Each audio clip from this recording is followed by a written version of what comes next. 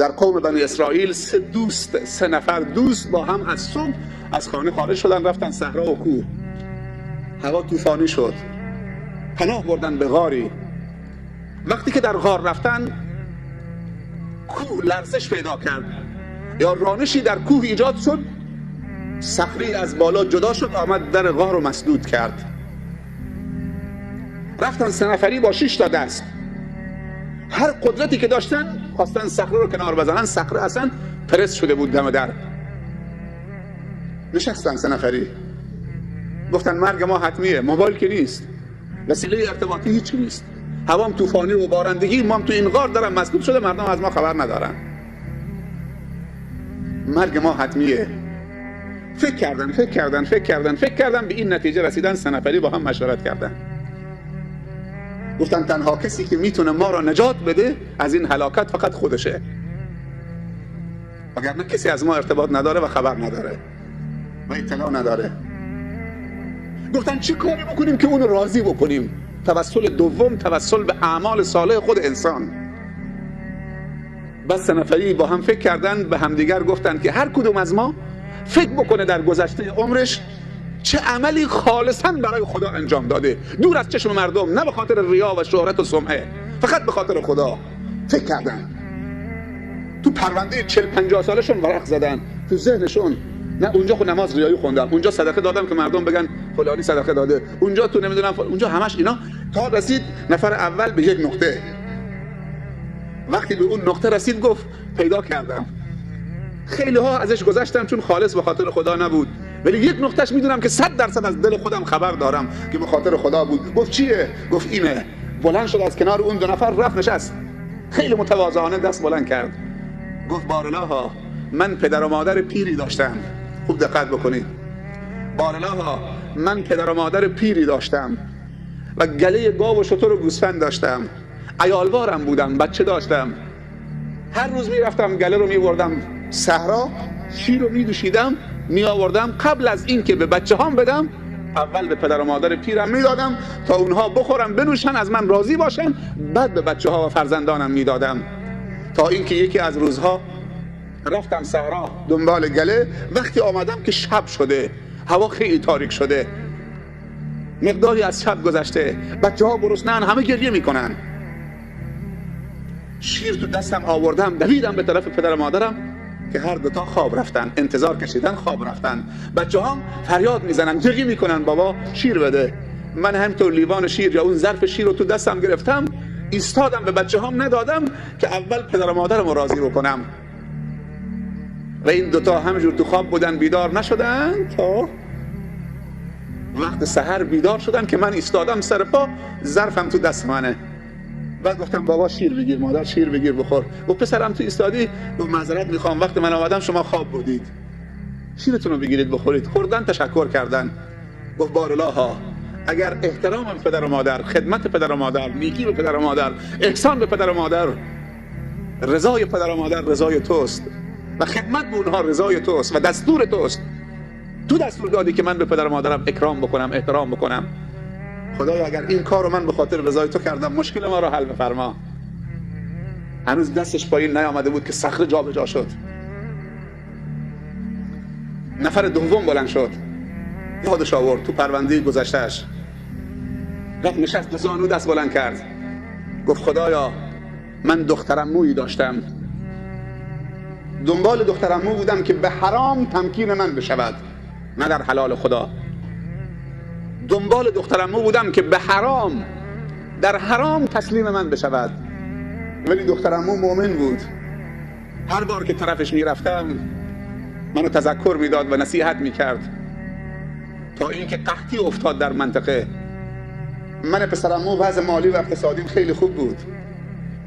1 روز، 2 روز، 1 ماه، 2 ماه قحطی همه جا رو در بر گرفت. دخترعمویی که سالهای سال دنبالش بودم که تسلیم من بشه، تسلیم نمیشد، از خدا میترسید. یه روزی در خانه من زد، در باز کردم که دخترعموست.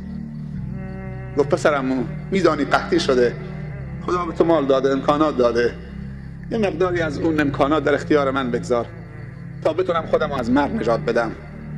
پسرعمو در منتهای بیرحمی گفت من در اختیار تو قرار میدم به همون شرط قبلی که خودتو تمکین من بکنید.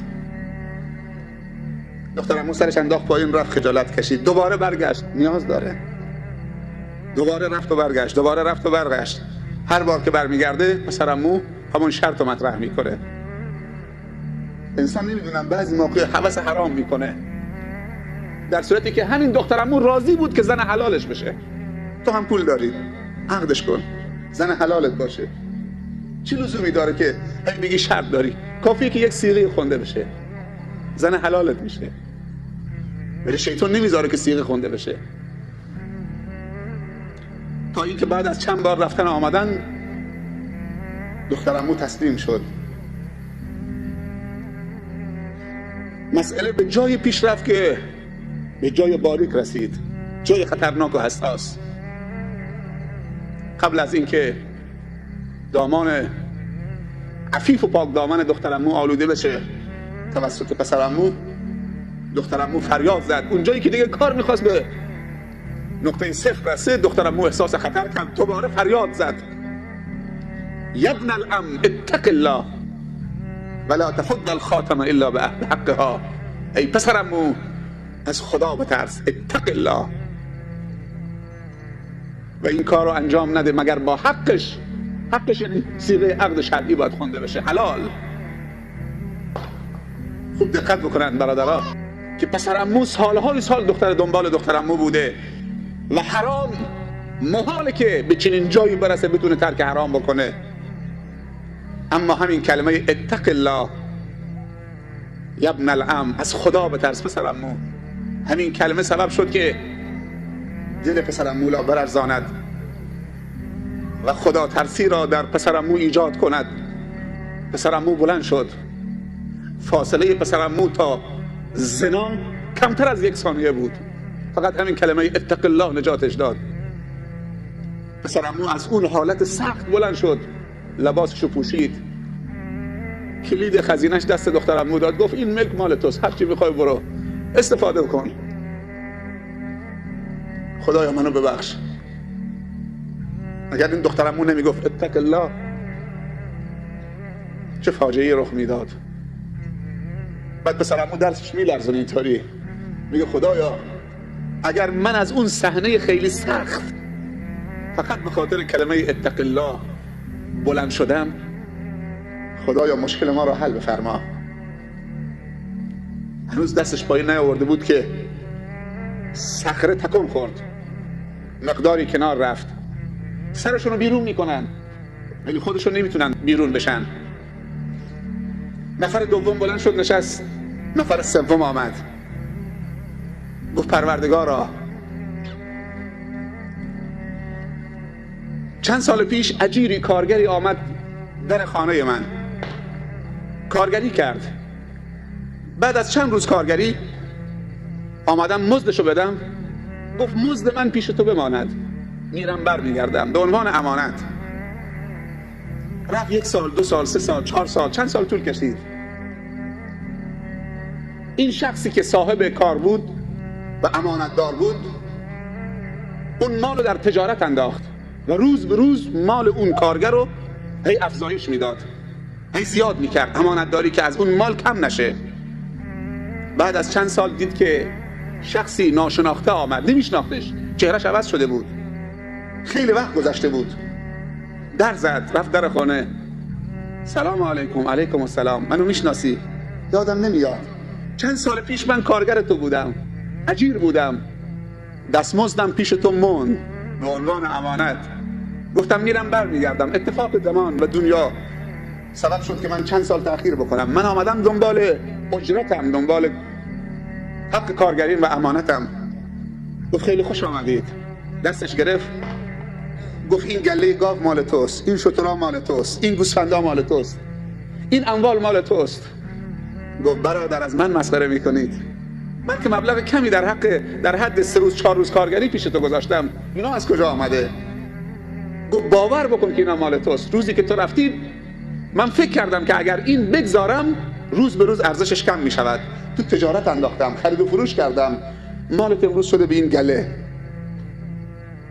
این همه رشد کرده، زاد و ولد کرده، همش مال خودته، باور بکن که مال خودته. اونم کوتاهی نکرد، هرچی مال و اموال داشت به سینه انداخت، هرچی مالهای دیگه داشت بر اون چارپایان هم کرد، به سینه انداخت و رفت. نگفت پس این یک گاو و این 10 تا سکه مزد این همه خدمات و زحمات تو که در مال من تلاش کردی که مال من این همه رشد بکنه. اون طرف هم ناراحت نشد، گفت خدایا اگر من اون روز که امانت داری کردم فقط به خاطر که تو گفتی خدا بندگانی رو دوست داره که امانت دارن و در امانت خیانت نمی کنن و امانت رو نگهداری می کنن و بعد به صاحبانش پس می دهن و مزدش رو از من می طلبن، خدایا اگر اون عمل رو به خاطر رضای تو انجام دادم مشکل ما رو حل بفرما. سومی که دعا کرد صخره رفت کنار، هر سه تا آمدن بیرون، دوباره یک دعایی به عنوان تشکر از خدا کردند که خداوند به برکت توفیقی که در گذشته برای عمل صالح خالصانه بهشون عطا فرموده بود از خدا تشکر کردند.